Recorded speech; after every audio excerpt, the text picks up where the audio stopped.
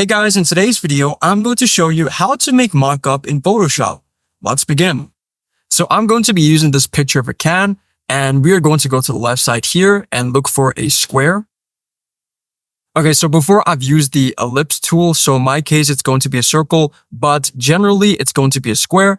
So if you right click there, mine is a circle at the moment because I'm using the ellipse tool, you are going to select the line tool. Then you'll measure horizontally, then vertically.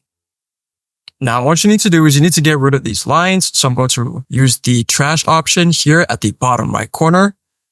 Then delete the layer. Then line 2, I'll also delete that.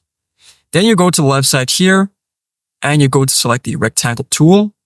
Now, what we're going to do is we're going to change the width and the height based on our measurements. Now, what you need to do is you need to reduce the fill. So you're going to go to the right side here after selecting the layer. And you are going to drag it to the left side here so that we can make sure that it is a little bit transparent to the can in the background. Now we are going to select Ctrl T and we are going to rotate it and put it somewhere here in the middle. Now what you're going to do is you're going to right click, then select Warp. So now we are going to make some adjustments. So make sure that this rectangle is as close as possible to the can. Now you're going to select the pen tool. Now we are going to load our selection.